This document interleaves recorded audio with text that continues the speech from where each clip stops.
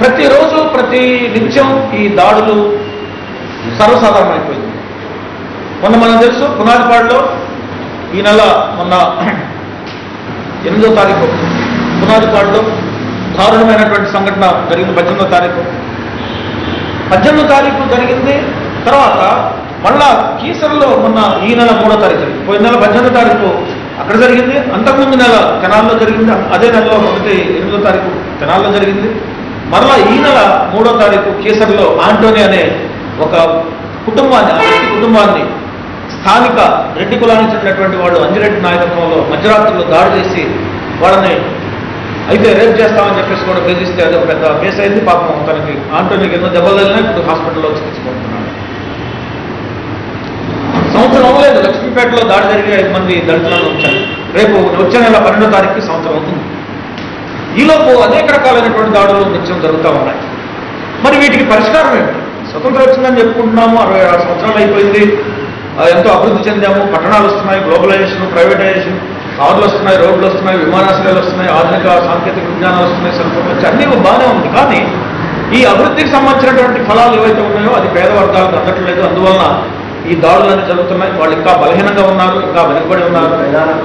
ప్రధానమైనటువంటిది ఏంటంటే ఈ కింది కులాల వాళ్ళు ఎప్పుడైతే చదువుకుని అభివృద్ధి చెందడానికి ముందుకు వస్తున్నారో ఈ ఘర్షణ వాతావరణం ఏర్పడుతుంది. ఇంతకాలం ఏంటంటే వాళ్ళు ఈ కింది కులాల వాళ్ళు కానీ బలహీన వర్గాలు కానీ ఇంతకాలం అట్టడుగు ఉన్నారు. ఇప్పుడు వీళ్ళు రిజర్వేషన్లను కానీ లేదు అభివృద్ధి జరుగుతున్నటువంటి ఈ ప్రాసెస్లో కానీ వీళ్ళు కూడా చదువుకుని ఎప్పుడైతే ఒక మెట్టెక్కి మెల్లిమెల్లిగా ఈ సమాజంలో ముందుకు వస్తున్నారో ఈ ఘర్షణ వాతావరణం ఏర్పడుతుంది.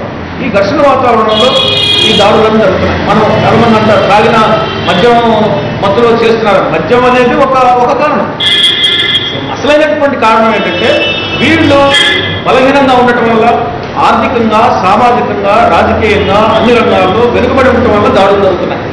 మనం చరిత్ర చూసుకుంటే పాలకుల మీద ఎక్కడా దాడులు జరిగినటువంటి దాఖలాలు లేవు. చరిత్ర మనం ఏ దేశ చరిత్రను తీసుకోండి, పాలించే వాళ్ళు ఎవరైతే ఉన్నారో అధికారం ఎవరి చేతిలో ఉంటుందో, భూమి ఎవరి చేతిలో ఉంటుందో, సంపద ఎవరి చేతుల్లో ఉంటుందో, విద్య ఎవరి చేతిలో ఉంటుందో, ఎవరి చేతుల్లో పరిశ్రమలు ఉంటాయో, ఎవరి చేతుల్లో ఈ వ్యాపారం ఉంటుందో, ఎవరి చేతుల్లో అధికారం ఉంటుందో, అన్ని రకాల అధికారం ఎవరి చేతిలో ఉంటుందో వాళ్ళు పాలకులుగా ఉంటారు, పరిపాలిస్తుంటారు. ఈ పరిపాలకుల మీద ఎప్పుడు కూడా దాడులు జరగవు.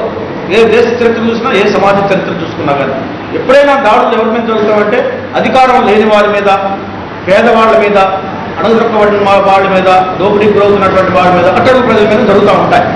కాబట్టి సరే స్వల్పకాలికంగా ఈ దాడులని మేము దాడులను ఖండిస్తున్నాము. క్రిస్టియన్ సోషల్ ఫోరం తరఫున దాడులను తీవ్రంగా ఖండిస్తున్నాం. అంతేకాకుండా దోషులను శిక్షించాలని కూడా ఒక డిమాండ్ పెట్టాము. వాళ్ళకి కావాల్సినటువంటి ప్రభుత్వపరంగా రావాల్సినటువంటి కాంపెన్సేషన్ ఏదైతే ఉందో అన్ని రకాల కాంపెన్సేషన్, ఉద్యోగం కానీ భూమి కానీ ఇవన్నీ కూడా రావాలి. ఇవన్నీ కూడా మా దృష్టిలో ఇవన్నీ కూడా తాత్కాలిక ఉపశమనాలు మాత్రమే. నేరస్తులని శిక్షించినంత మాత్రాన, వాళ్ళకు ఏదైనా కాంపెన్సేషన్ ఇచ్చినంత మాత్రాన ఈ దాడులు జరగవు, ఆగవు. కారంచేడులో జరిగింది, నీరుకొండలో జరిగింది, అనేక చోట్ల జరుగుతున్నాయి, కానీ కొనసాగుతూనే ఉన్నాయి. వీటికి శాశ్వతమైనటువంటి పరిష్కార మార్గం ఏంటంటే ఈ ఎవరి మీదైతే దాడులు జరుగుతున్నాయో, ఏ బలహీన వర్గాల మీద దాడులు జరుగుతున్నాయో వీళ్ళు అధికారానికి రావు.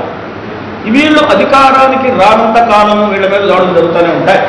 వీళ్ళు అభివృద్ధి చెందనంత కాలం వీళ్ళ మీద దాడులు జరుగుతూనే ఉంటాయి.